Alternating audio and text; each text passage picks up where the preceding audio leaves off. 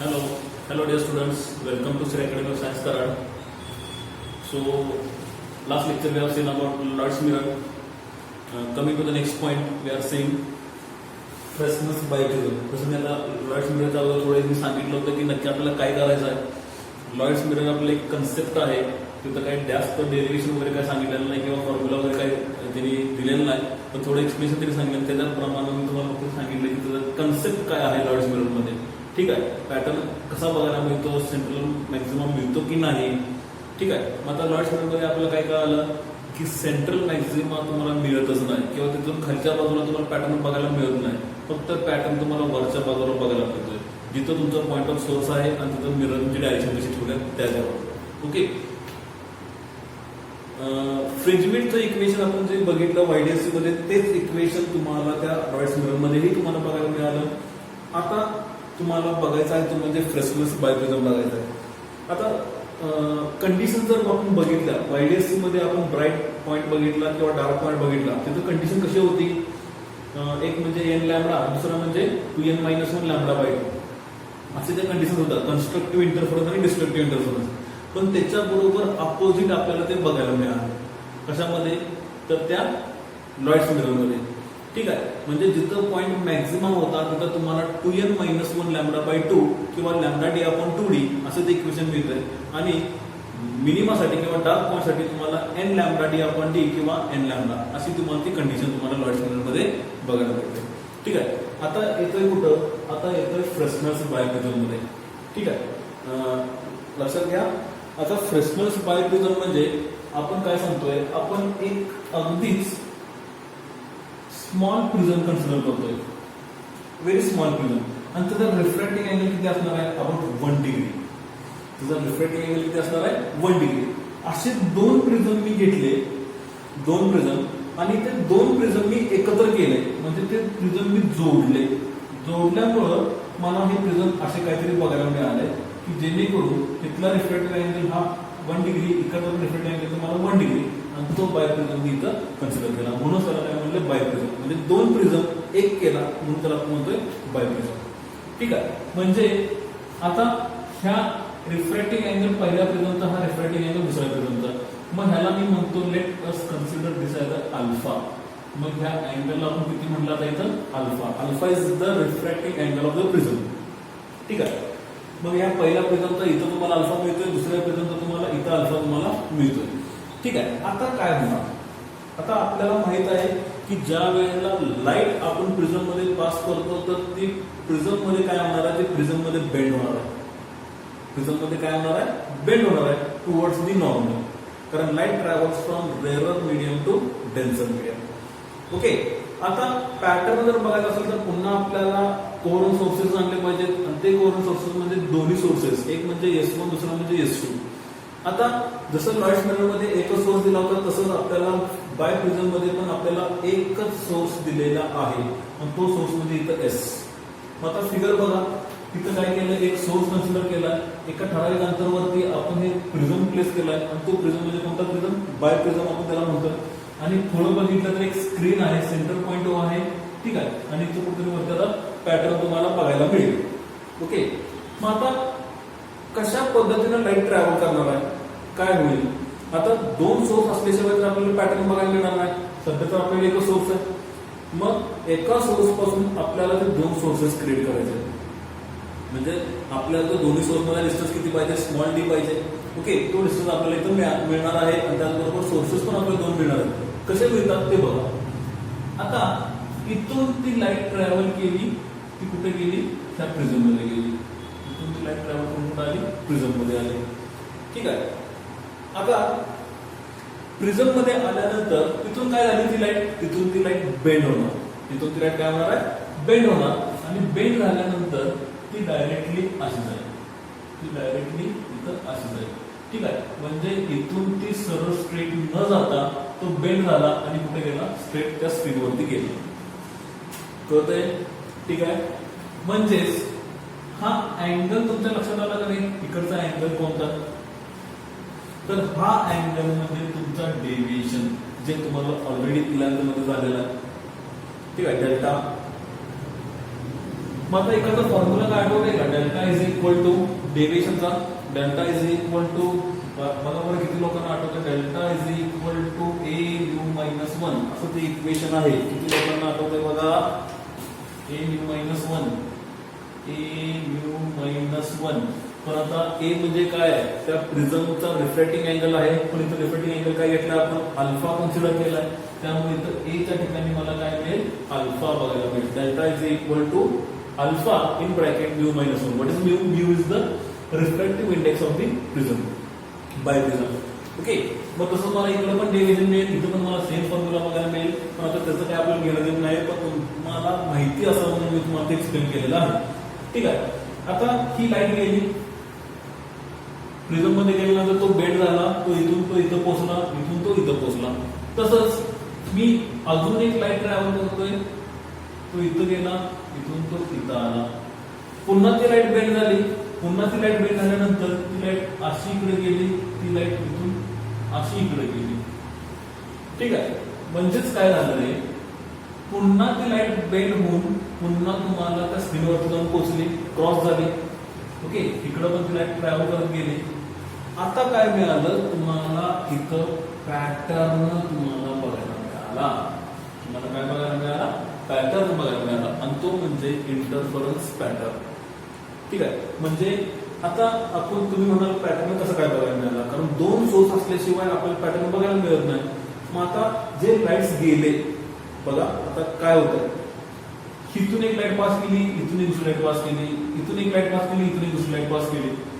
आता हे जर मी पाठीमागच्या बाजूला मी एक्सटेंड केला असा, ठीक आहे, आणि इथून मी हे असं जोडलं, तसंच मी इथून हे पाठीमागं असं एक्सटेंड केलं, इथून मी हे असं जोडलं, म्हणजे मला इथं S1 मिळाला, मला इथं S2 मिळाला. These are the again virtual sources. म्हणजे ह्या एका सोर्स पासून मिळालेले मला हे दोन सोर्सेस, म्हणजे पुन्हा S1 आणि S2 काय, these are the two virtual sources. म्हणजे पुन्हा तुम्हाला इमेजेस मिळाल्या, पुन्हा इमेजेस मिळाल्या, त्या एसच्या इमेजेस तुम्हाला मिळाल्या, एक म्हणजे S1, दुसरा म्हणजे S2. ठीक आहे, मग आता एका सोर्स मधून आल्यामुळे पुन्हा या दोघांचा फेज डिफरन्स काय राहणार आहे, S1 आणि S2. S1 कुणापासून मिळालाय, S पासूनच मिळालाय. S2 कुणापासून मिळालाय, S पासूनच मिळालाय. मग आता हे दोन्ही पण सोर्सेस जे S पासून मिळाले ते एका सोर्स मधून आल्या असल्यामुळे त्यांच्या दोघांचा मला तो फेज डिफरन्स जो आपण बघतोय तो काय असणार आहे, कॉन्स्टंट असणार आहे, कॉन्स्टंट. म्हणून ते दोन्ही सोर्सेस काय असणार आहेत आपले, कोव्हरंट सोर्सेस. कोणते सोर्सेस, कोव्हरंट सोर्सेस. आता हे जर दोन कोव्हरंट असतील तर साहजिकच आपल्याला स्क्रीनवरती काय बघायला मिळेल, आपल्याला इंटरफरन्स पॅटर्न बघायला मिळेल. मग आता साहजिकच आता लॉइड मिरर मध्ये होतं तसं इथं काय होत नाही, इथं तुम्हाला वायडीसी सारखं मिळालं, म्हणजे इथं तुम्हाला सेंटरला सेंट्रल मॅक्झिमम मिळेल. म्हणजे इथला पाथ डिफरन्स किती असणार आहे, 0. Delta X is equal to 0. Okay, त्यानंतर इथून तुम्हाला वरच्या बाजूला एक पॅटर्न बघायला मिळेल, तुम्हाला खालच्या बाजूला एक पॅटर्न बघायला मिळेल. येते लक्षात, म्हणजे इथं सेम बिहेवियर तुम्हाला वायडीसी सारखं मिळतंय. There is no change, there is no change. जसं तुम्ही वायडीसी मध्ये केलं तसं तुम्ही ह्या बाय प्रिझम मध्ये करता. म्हणजे तुम्हाला जर इथला पॉईंट P घेतला आणि इथला जर तुम्हाला Y फाइंड करायला सांगितला तर Y काय, पुन्हा फ्रिंज विड्थ आहे, आणि Y is equal to lambda D upon small d. हे परत तुम्हाला फ्रिंज विड्थचं इक्वेशन तुम्हाला बघायला मिळेल. येते का लक्षात, लय काही किचकट नाहीये, अगदी सोपं आहे. पहिल्यांदा काय करताय, एक सोर्स S घेताय, त्या सोर्स मधून त्या प्रिझम मध्ये लाईट पास करताय. ती लाईट त्यामध्ये गेल्यानंतर तिथून ती बेंड झाली, ती सरळ निघून गेली, इथं पण सरळ निघून गेला, इथं पण तो सरळ निघून गेला. दुसरी लाईट ज्यावेळेला पास करतोय तर तो तिथून अजून बेंड होतोय, पण तो क्रॉस जातोय. ठीक आहे, क्रॉस गेल्यामुळे तुम्हाला ते पॅटर्न तुम्हाला बघायला मिळाला. मग त्याचे सोर्सेस कसे तयार होणार, तर ती लाईट आपण पाठीमागे एक्सटेंड केली तर तुम्हाला इथं दोन व्हर्च्युअल सोर्सेस तुम्हाला बघायला मिळतात. ठीक आहे, मग हे झाले तुमचे टू व्हर्च्युअल सोर्सेस. तिथून तुम्हाला जो पॅटर्न बघायला मिळतो म्हणजे interference pattern which is seen on the screen. मग पुन्हा तुम्हाला सेंट्रल मॅक्झिमा जिथं पाथ डिफरन्स तुम्हाला 0 मिळेल, तिथून वरती तुम्हाला ब्राईट पॉईंट, डार्क पॉईंट, तसंच तुम्हाला खालच्या बाजूला पण ब्राईट आणि डार्क पॉईंट्स तुम्हाला बघायला मिळतील. ओके, समजले तर बरे. ठीक आहे, आता एक पॉईंट आता महत्वाचा आहे, मेन कन्सेप्ट आहे बघा, मेन कन्सेप्ट. मीडियम आपण आता चेंज करतोय. आता सध्या हा एक्सपेरिमेंट कुठे तयार केला आपण, एअर मीडियम मध्ये तयार केलाय. ठीक आहे, YDSC पण आपण एअर मीडियम मध्येच तयार केला. आता मेन कन्सेप्ट कडे येतोय. आपण जर त्यांचा मीडियम जर बदलला, बघा माझा पॉइंट काय आहे, if I change the medium of YDSC experiment और फ्रेस्नेल बायप्रिझम एक्सपेरिमेंट, म्हणजे पूर्ण YDSC एक्सपेरिमेंट एअर मीडियम मधून घेऊन मी डायरेक्टली कुठं प्लेस करतोय, मीडियम मध्ये प्लेस करतोय. तसंच मी बायप्रिझम घेतोय, एअर मीडियम मधून काढतोय आणि एका मीडियम मध्ये प्लेस करतोय. मग आता हे प्रिझमचा एक्सपेरिमेंट असेल किंवा YDSCचा एक्सपेरिमेंट असेल, जर एअर मीडियम मधून जर मी दुसऱ्या मीडियम मध्ये जर प्लेस केला तर त्याच्यामध्ये फरक काय पडणार, what will be the change. There is a drastic change in the experiment by performing it. मग ज्या वेळेला हे एक्सपेरिमेंट परफॉर्म केले तिथं त्यांना बदल जाणवला आणि तो बदल मी तुम्हाला तिथं सांगतो. मग पहिल्यांदा मी आता बायप्रिझमच घेतो. तर आता बघा, बायप्रिझमचा एक्सपेरिमेंट ज्या वेळेला मी त्या वॉटर मध्ये मी जर प्लेस केला, मीडियम आहे ना, वॉटर इज द मीडियम. आता सध्या एअर मीडियम आहे, आता मी त्याला कुठे घेऊन जातोय, वॉटर मध्ये घेऊन जातो. वॉटर मध्ये घेऊन गेल्यानंतर काय होईल, ओके, काय होईल. मग आता बायप्रिझमच्या ऐवजी पहिल्यांदा मी YDSC घेतो, म्हणजे त्या फॉर्म्युलावरून तुम्हाला इथला फॉर्म्युला तुमच्या लक्षात येईल. ठीक आहे, इमॅजिन करा आता YD एक्सपेरिमेंट तुमच्या समोर आहे. ठीक आहे, हा बायप्रिझम आहे, YDSC नाही आहे. YDSC म्हणजे काय येणार, S1 S2 येणार, इथून आला, इथून आला, हा तुमचा O पॉईंट सेंट्रल मॅक्सिमम, हा P पॉईंट, हा तुमचा Y, इथला डिस्टन्स D, इथला डिस्टन्स कॅपिटल D. ठीक आहे. आता हा एक्सपेरिमेंट तुमचा एअर मीडियम मध्ये परफॉर्म झालाय, पण आता हा टोटली तुमचा वॉटर मध्ये गेला, पाण्यामध्ये गेला. ठीक आहे. आता वॉटर मध्ये गेल्यामुळे काय होणार आहे, वेव्हलेंथ वाढणार का कमी होणार. मेन कन्सेप्ट येतोय, वेव्हलेंथ वाढणार का कमी होणार. ज्या वेळेला एअर मीडियम मधून डेन्सर मीडियम मध्ये ज्या वेळेला लाईट जाते त्यावेळेला ती लाईटची वेव्हलेंथ काय होणार, इन्क्रीज और डिक्रीज. साहजिकच मीडियम मध्ये गेल्यामुळे लाईट ती डिक्रीज होणार, बरोबर. मग आता वेव्हलेंथ डिक्रीज झाली, पहिल्यांदा वेव्हलेंथ किती होती, मॅक्झिमम होती. आता ती वॉटर मध्ये गेल्यामुळे ती वेव्हलेंथ काय झाली, मिनिमम झाली. ठीक आहे. म्हणजे आपण एक एक्झाम्पल मी सांगतो, सुरुवातीला एअर मीडियम मध्ये होता असताना तो 2 लॅम्बडा म्हणून जात होता, 2 लॅम्बडा म्हणून. पण जसं मी त्याला वॉटर मध्ये प्लेस केला की तो 1 लॅम्बडा म्हणून जायला लागला, म्हणजे तुझी वेव्हलेंथ काय झाली, चेंज झाली. ठीक आहे. तुमचा मी एकच मिनिट,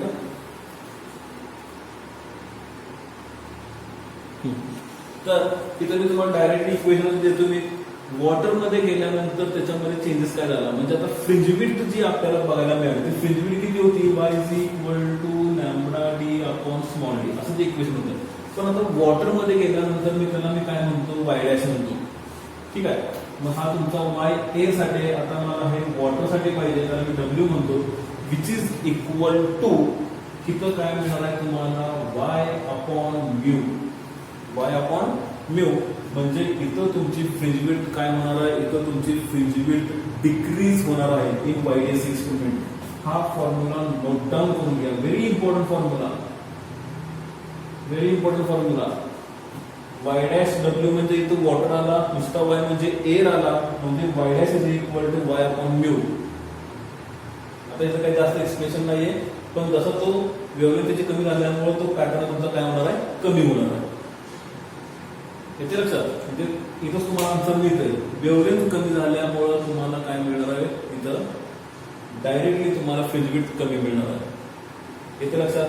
मग इथं तो फॉर्म्युला आहे, y water is equal to y upon mu म्हणजे रिफ्रॅक्टिव्ह इंडेक्स ऑफ वॉटर. ठीक आहे. नोट डाऊन करून घ्या आणि असं लिहा, in YDSC experiment, in YDSC experiment, fringe width decreases in water. Fringe width decreases in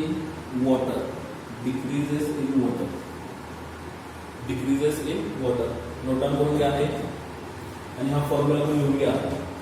आता फक्त काय असतंय, ज्यावेळेस तुम्ही न्यूमरिकल ज्यावेळेस तुम्ही सॉल्व्ह करणार तर त्या ठिकाणी तुम्हाला कदाचित वाय बघायला मिळेल, कदाचित तुम्हाला बीटा सुद्धा बघायला मिळेल. बीटा पण आपण काय वेळेला घेतो म्हणजे दिलेल्या टर्मनुसार.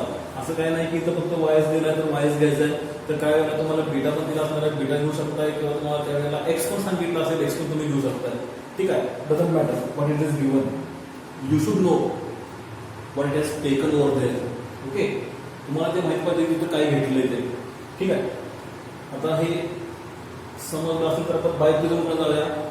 आता बायप्रिझम मध्ये काय होतं, बायप्रिझम मध्ये थोडा ह्याच्यापेक्षा उलट चेंज करतोय, बदल करतोय थोडा.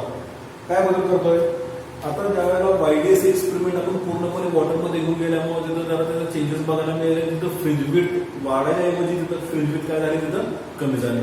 पण आता सेम प्रोसेस इथं पण होणार आहे. आता ज्या वेळेला बायप्रिझमचा एक्सपेरिमेंट मी पूर्णपणे पाण्यामध्ये घेऊन गेलो, तर आता त्याला रिफ्रॅक्टिव्ह इंडेक्स 2 मिळाले. एक ऑलरेडी त्या प्रिझमचा रिफ्रॅक्टिव्ह इंडेक्स आपल्याकडे होताच, पण त्याचबरोबर वॉटरचा पण रिफ्रॅक्टिव्ह इंडेक्स आपल्याला मिळणार आहे. ठीक आहे, म्हणजे एक आपल्याला रिफ्रॅक्टिव्ह इंडेक्स ग्लासचा मिळेल आणि एक रिफ्रॅक्टिव्ह इंडेक्स आपल्याला वॉटरचा बघायला मिळणार आहे.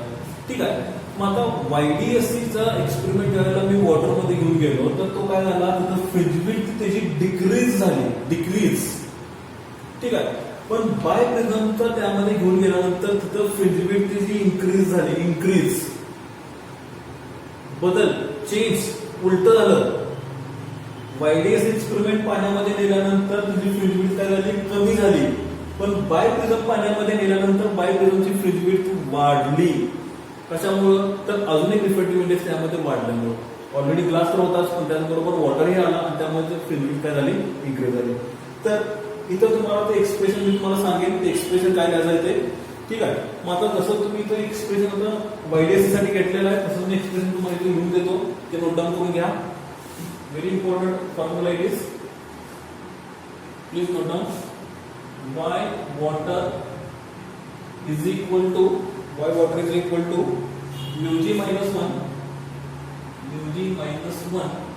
upon mu g minus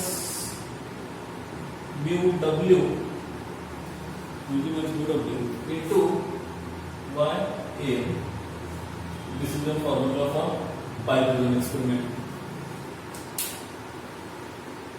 म्हणजे फ्रिंज विड्थ वॉटरमध्ये जर बघायचं असेल तर म्यूजी मायनस 1 आपण mu g minus mu W into Y into A साठी येणार. ठीक आहे, जर बघा लगेच तुम्हाला प्रूफ पण मिळेल.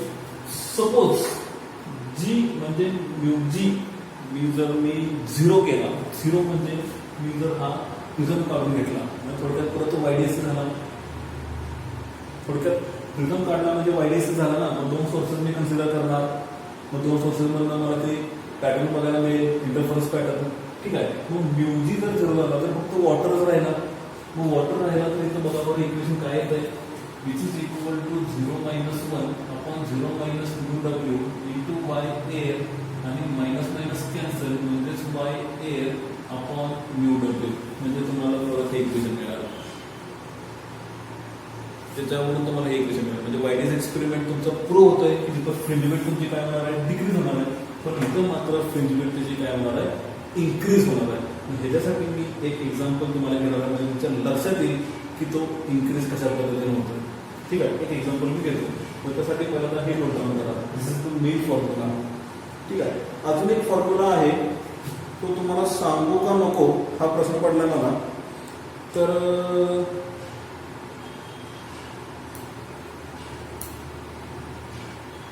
एक फॉर्म्युला इथं मिळतोय, तो सांगतोच मी इथं. हे नोट डाऊन करून घ्या. पॉज करा, हे सगळं नोट डाऊन करा. प्लीज नोट डाऊन, हे सगळं नोट डाऊन करून घ्या. पॉज करा.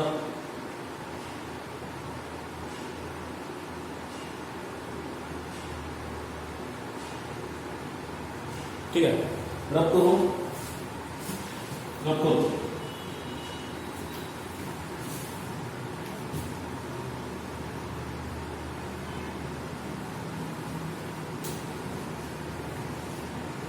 ओके, एक फॉर्म्युला तयार होतोय, तर तो फॉर्म्युला काय तयार होतो जरा बघा.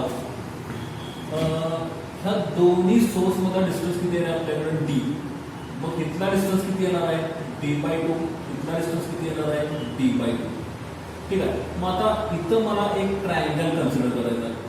हा मला एक ट्रायंगल कन्सिडर करायचा आहे, इथं मला एक ट्रायंगल कन्सिडर करायचा आहे असा. ठीक आहे. आता इकडचा अँगल मला किती बघायला मिळेल, म्हणजे हा थोडक्यात मी एक्सटेंड केला तर इकडचा मला डेल्टा मिळतोय, तो तुम्ही वरच्या बाजूला बघितला होता. ठीक आहे. जर हा डेल्टा असेल तर इथं पण मला काय मिळणार, डेल्टाच मिळणार आहे. अल्फा म्यू मायनस 1 असं ते इक्वेशन असणार आहे डेल्टाचं. ठीक आहे. मग आता ह्याच्या अपोजिट मला इकडचा अँगल किती मिळणार आहे, इकडचा अपोजिट अँगल म्हणजे पुन्हा मला हा अँगल पण डेल्टाच मिळणार. ओके. मग आता फॉर ट्रायंगल मी असं म्हणतो, फॉर ट्रायंगल S2 आणि एक पॉइंट घेतो तर मी म्हणतो इथं M, S2 M. हा एक ट्रायंगल मी इथं एक कन्सिडर केलेला आहे, म्हणजे डेल्टाचं इक्वेशन मी लिहिलेलं आहे. तर डेल्टा मध्ये किती आहे तर सॉरी अल्फा म्यू मायनस 1. तर डीचं इक्वेशन आपल्याला इथं एक मिळतंय, डीचं इक्वेशन. तर बघा फ्रॉम फिगर, आता इथं तुमचा काय 90 डिग्री आहे, म्हणजे SM तुम्हाला काय मिळतं, हायपो मिळतो. ठीक आहे. मग आता SM तुमचा डिस्टन्स नाहीये, SMचा डिस्टन्स तुमच्याकडे नाहीये. ठीक आहे. मग तुमच्याकडे S2 डिस्टन्स आहे तो म्हणजे D/2 आणि एक म्हणजे S2M तुम्हाला घेता येईल, S2M तुम्हाला घेता येईल. आता सपोज हा टोटल डिस्टन्स मी जर D कन्सिडर करतो तर काय वेळेला तुम्हाला हे डिस्टन्स पण तुम्हाला दिले जातात. मग ह्याला मी म्हणतो स्मॉल a, ह्याला मी म्हणतो स्मॉल b. म्हणजे सोर्सेस पासून बाय प्रिझम पण डिस्टन्स किती आहे A आणि बाय प्रिझम पासून मी स्क्रीनचा डिस्टन्स किती घेतो B. मग टोटल डिस्टन्स मला किती मिळणार, D is equal to A plus B. D is equal to A plus B. Numerical मध्ये त्या फॉर्म मध्ये पण तुम्हाला एक्झाम्पल असू शकतात, ते तुम्हाला त्याबद्दल सॉल्व्ह करायचे. ठीक आहे. मग आता इथं मी इक्वेशन काय घेतो, टॅन डेल्टाचं इक्वेशन मी घेतो. तर टॅन डेल्टा मला किती मिळेल, what is tan delta, tan delta is equal to D/2 upon A opposite to the adjacent. म्हणजे इकडे D/2 मिळाला, ह्याचा डिस्टन्स मला किती मिळाला, A मिळाला. D/2 upon A which is equal to D upon 2A, D upon 2A. त्याचबरोबर हा प्रिझम तुम्ही जर बघितला तर तुम्हाला तो ट्रायंगल दिसतोय. आता इथं फिगर मध्ये दिसतोय कारण त्याला आपण झूम मध्ये आपण त्याला फिगर ड्रॉ केलेले. ऍक्च्युअल मध्ये जर तुम्ही हातात घेतला तर तुम्हाला अगदीच प्लेन ग्लास असल्यासारखा दिसेल, पण तुम्ही त्यावरती बोट जर फिरवलं तर तुम्हाला जाणवेल की तो ट्रायंग्युलर शेप मध्ये आहे. म्हणजे एवढा तो बारीक आहे, म्हणजे तो प्रिझम इमॅजिन करा किती लहान असेल. ठीक आहे. मग आता त्याचा अँगल, तो प्रिझम लय लहान असल्यामुळे त्याचा अँगल पण काय असणार आहे, व्हेरी स्मॉल. म्हणजे मी असं म्हणतो अल्फा इज व्हेरी स्मॉल. मग आता कंडिशन आपल्याला माहित आहे, if angle is very small sin alpha is similar to tan alpha is similar to alpha. sin theta असेल तर sin theta tan theta तुम्हाला बघायला मिळेल, किंवा tan theta असेल तर तुम्हाला फक्त theta तुम्हाला बघायला मिळेल. म्हणजे हे कधीची condition, if angle is very small. मग alpha is very small, therefore sin alpha is similar to tan alpha which is similar to. आता डेल्टाच्या फॉर्म मध्ये मी घेऊ शकतो, म्हणजे डेल्टा इथे येणार, डेल्टा इथे येणार, डेल्टा डेल्टाच्या फॉर्म मध्ये.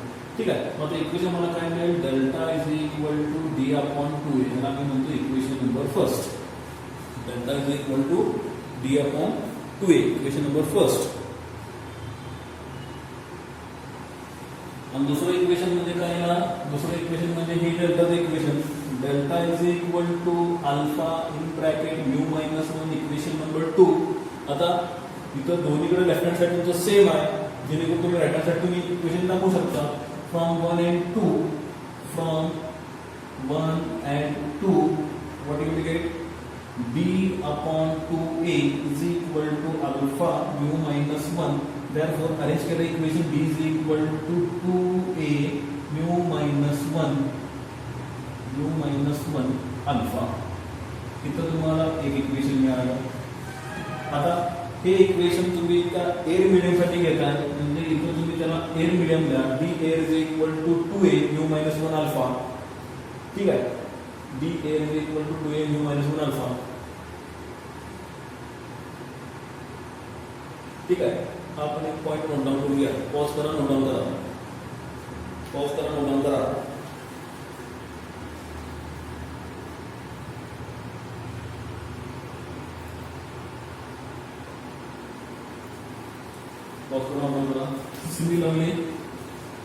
सिमिलरली मला तेच इक्वेशन जर वॉटर मध्ये लिहायचं असेल तर काय ना, तिथं येणार डी वॉटर म्हणजे D W is equal to तिथं येणार 2a in bracket mu minus 1 तिथं येणार अल्फा म्हणजे इक्वेशन ऍज इट इज. फक्त आता ग्लास पण आहे आणि वॉटर पण आहे.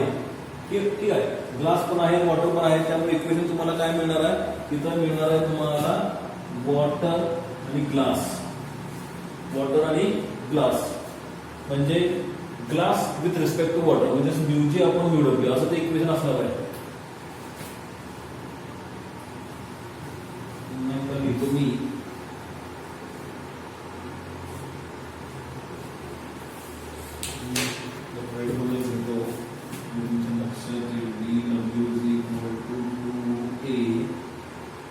वॉटर ग्लास मायनस 1 अल्फा म्हणजेच dw is equal to 2a glass with respect to water minus 1 into alpha असं ते इक्वेशन आहे. ते इक्वेशन लिहून घ्या. ठीक आहे, ते इक्वेशन लिहून घ्या. आणि अजून एक फॉर्म्युला तयार होतोय. आता जर वायचा फॉर्म्युला तुम्ही जर डायरेक्टली घेतला तर वायचा फॉर्म्युला काय आहे फ्रिंज विड्थचा y is equal to lambda D upon D. Lambda D upon D इकडचं झालंय का हे रब करतोय.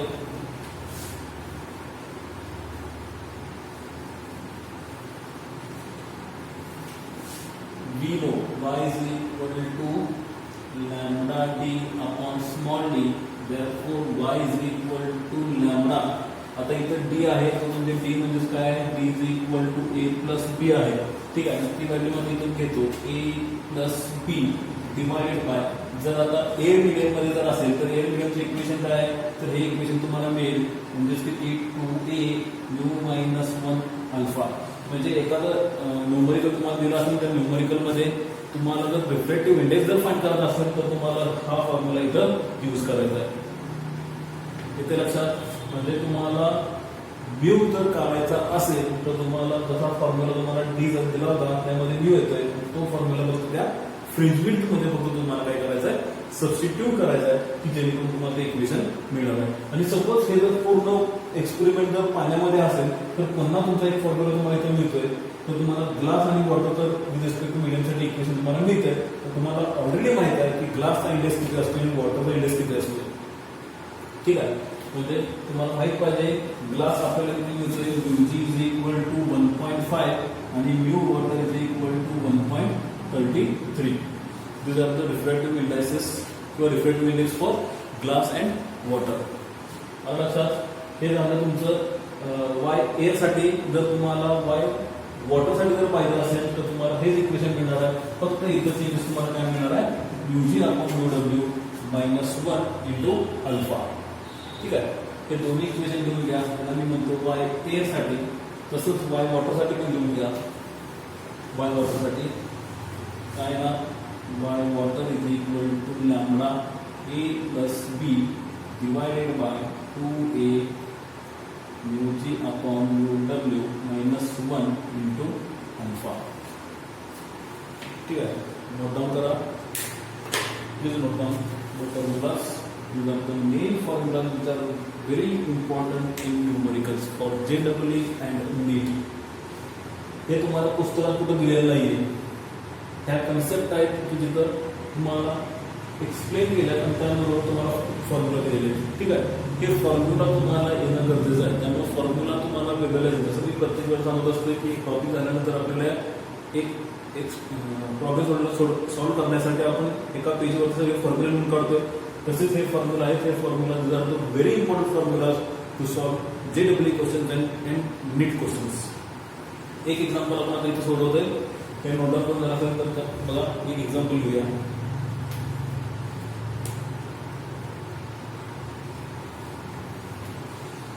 ह्याच्यावरती मी काय करेन मी एक एक्झाम्पल तुम्हाला मी नंतर सोडवायला देईन. या फॉर्म्युलावरती एक 2-3 एक्झाम्पल आहेत ते मी सोडवायला देईन. पण आता मी एक फॉर्म्युला तुम्हाला सोडवायला देतो की त्याचा फ्रिंज विड्थ पाण्यामध्ये गेल्यानंतर कसा इन्क्रीज होतो. तो फॉर्म्युला आपण डायरेक्टली एक्झाम्पल मध्ये सॉल्व्ह करतो की जेणेकरून तुमच्या लक्षात येईल की तो इन्क्रीज झाला का डिक्रीज झाला. ओके, ठीक आहे.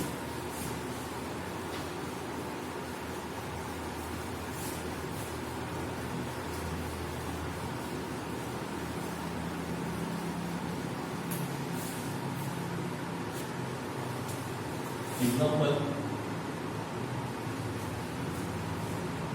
a whole biprism,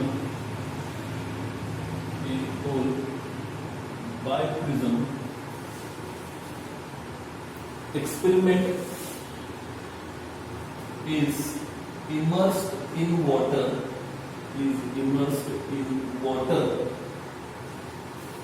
a whole biprism experiment is immersed in water. Fringe width in air is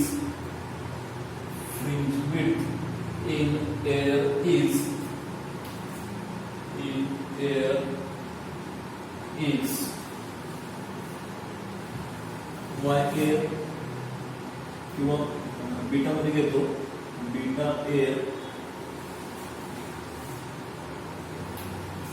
and refractive index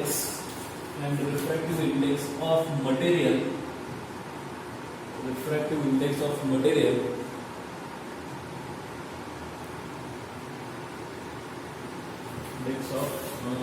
biprism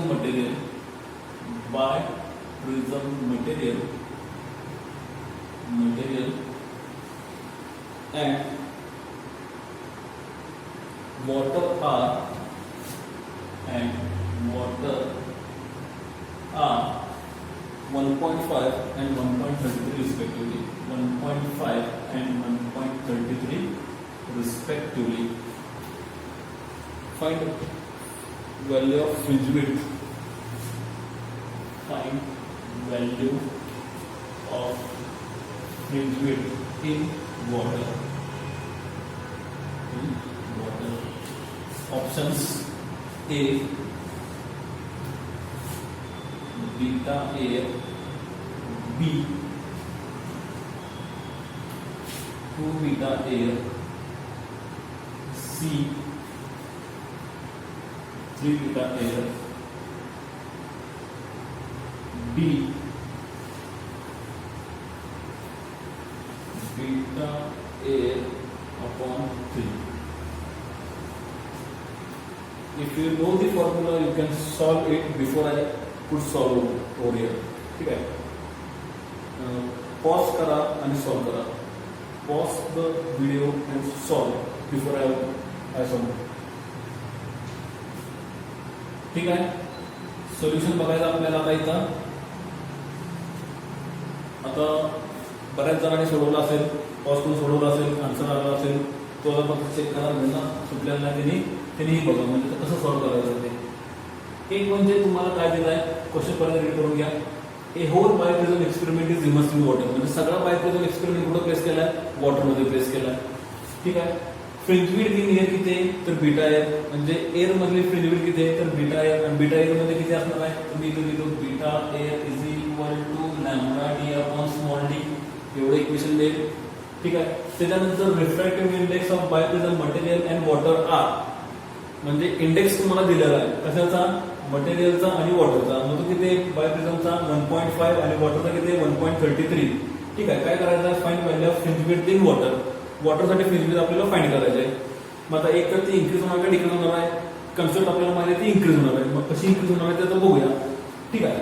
मग आता फ्रिंज विड्थ काय फॉर्म्युला होता फ्रिंज विड्थ वॉटरसाठी, फ्रिंज विड्थ बीटा वॉटर, म्हणजे Y वॉटरचा formula काय होता, Y वॉटरचा formula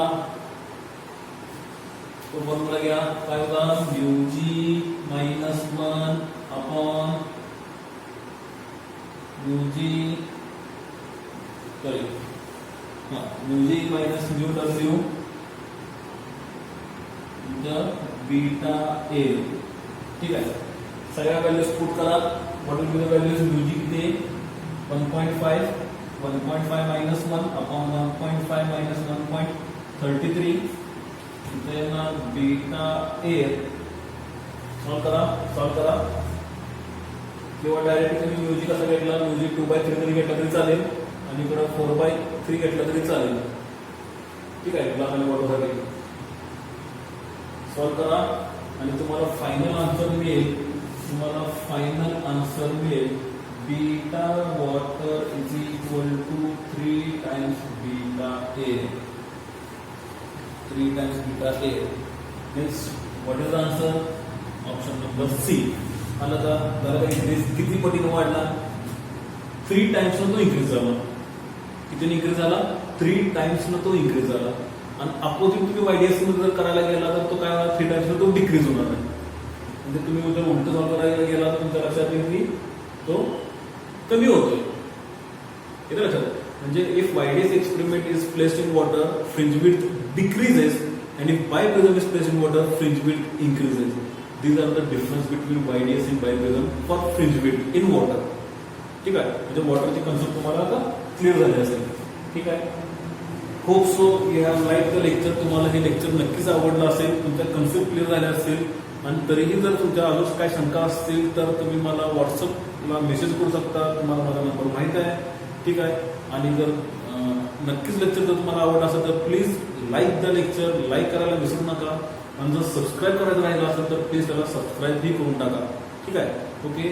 thank you for today's lecture आता नेक्स्ट लेक्चरमध्ये आपण येणार आहोत नवीन पॉईंट घेऊन तो म्हणजे डिफ्रॅक्शन पॅटर्न ठीक आहे वायडीएससीचा आता टोटली सगळे पॉईंट्स क्लिअर झालेले आहेत विथ JEE अँड नीट म्हणजे त्या दोन्ही कॉम्पिटेटिव्ह एक्झामसाठी जे तुम्हाला पाहिजे होतं ते सगळे लेक्चर तुम्हाला त्या पद्धतीनं झालेले आहेत फक्त आता MCQ तुम्ही सॉल्व्ह करत राहा काही अडचण आली तर मी तुम्हाला आहेच सॉल्व्ह करून देतोय पण त्या पद्धतीनं तुम्ही आता अभ्यासाला सुरुवात करा ठीक आहे ओके थँक्यू